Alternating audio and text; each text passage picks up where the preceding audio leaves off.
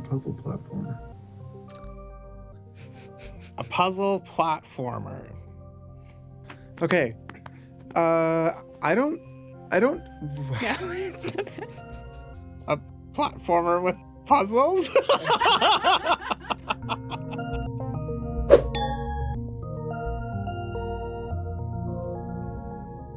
Pure platformers are still puzzles in the fact that you have to know what sequence you need to do to get to the exit. You have to jump around the world. You can fall off if you're not precise enough. We give the player a lot more breaks to reason through a puzzle than a platformer that's more focused on the action. There's always a chance for the player to stop and think and look around and reset themselves, which is partially because I'm not very good at platforming.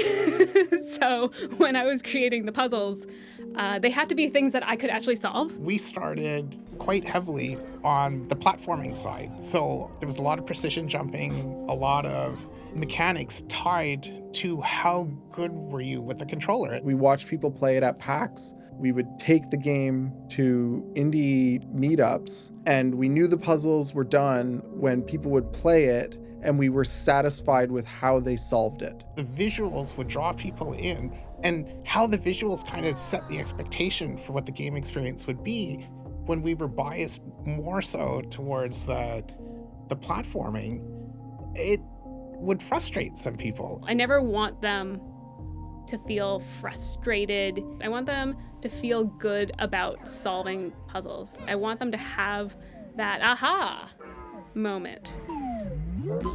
It makes them feel smart because they are. They've taken their tools and they've solved a sideways problem. Those are the moments that I try to build towards.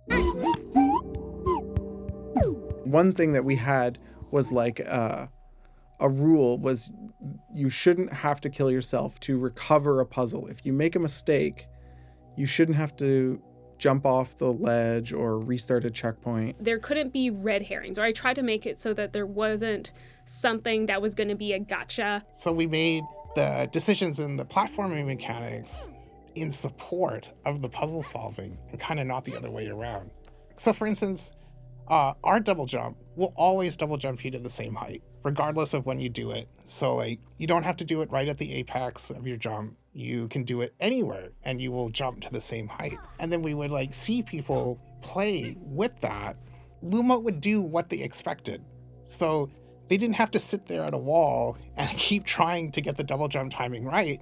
They would see the wall, hit the button, and then some people would hit it quicker, some people would hit it a bit later.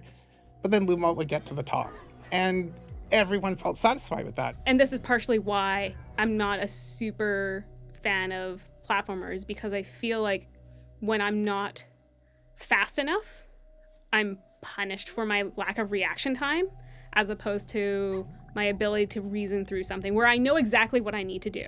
I need to be able to jump onto that stupid little 1-inch little block, but I can't because I'm just not very good at that stuff. There are still platforming aspects, but I also wanted that to be built up in such a way where by the time you're doing the final puzzles, there are more tricky platforms where you do have to be able to get onto a jelly that's on a red guard. And that is a bit precision-y, but because you've gone through all of these other puzzles, you now are equipped with that ability. In a lot of other platformers, the puzzles are something you do to break up the platforming, whereas for us, the platforming is something you do to break up the puzzles.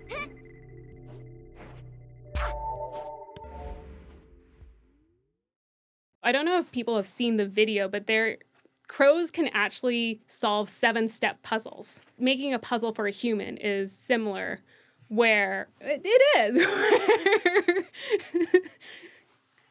Humans are just crows with better dexterity. Crows are cool. Crows are cool.